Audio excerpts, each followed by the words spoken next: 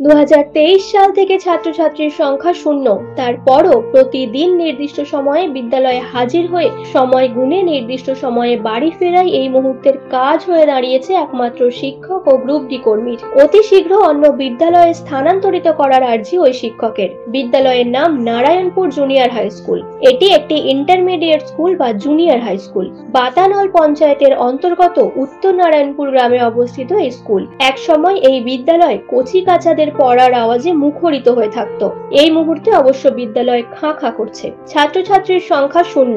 2012 সালে বিদ্যালয়টি স্থাপিত হয়। বিদ্যালয়টি কয়েকজন আত্মীয় শিক্ষকদের দিয়ে শুরু হয়। শুরুর সময়ে ছাত্রছাত্রীর সংখ্যা ছিল প্রায় 120 থেকে 130 জন। তবে একে একে বিদ্যায় নেন সকল শিক্ষক। তারপর 2014 সালের ডিসেম্বরে একজন শিক্ষক ও একজন শিক্ষিকা স্থানান্তরিত হয়ে এই বিদ্যালয়ে আসেন। পাশাপাশি দুজন আত্মীয় শিক্ষকও ছিলেন। সেই সময় ছাত্রছাত্রীদের সংখ্যা ছিল প্রায় 75 জন। তার 4 বছর পরই অবসর নেন ওই শিক্ষিকা। তারপর আরো অচলাবস্থা শুরু হয় ওই বিদ্যালয়ের। একজন শিক্ষক থাকায় ছেলে মেয়েদের পাঠাতে রাজি হন না অভিভাবকরা। কোভিড এর পর থেকেই ছাত্রছাত্রী কমতে শুরু করে। 2023 সালে ছাত্রছাত্রীর সংখ্যা দাঁড়ায় 2 জন।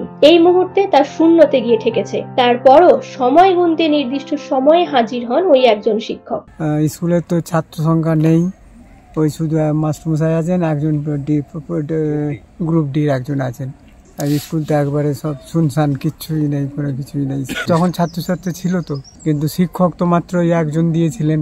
তারপর সব গেস্ট টিচার সবাই চলে গেলেন, এখন উনি আছেন আর ওই গ্রুপ ডি একজন আছেন।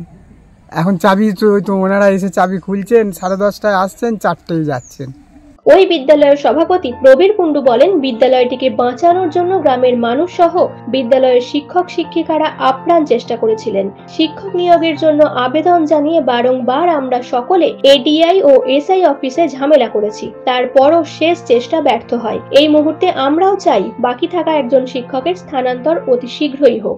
এর তথ্য সমস্ত এসআই বা এডিআই মারফত, এডিআই অফিস স্কুল মারফত গভর্নমেন্টের হচ্ছে এডুকেশনাল ডিপার্টমেন্টে এগুলো প্রতিনিয়ত তথ্য যাচ্ছে।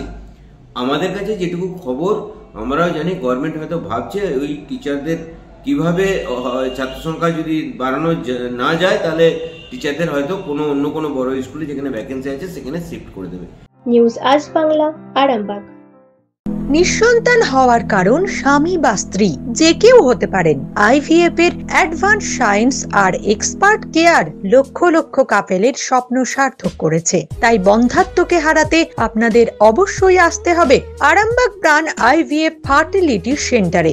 এখানে চিকিৎসা করিয়ে অনেক দম্পতি সন্তানের মুখ দেখেছেন। আমাদের ঠিকানা আরামবাগ বসন্তপুর আমতলা, বিবেকানন্দ পল্লী 2 নম্বর রেলগেটের পাশেই। মোবাইল নাম্বার 7865858781 অথবা 7908098172।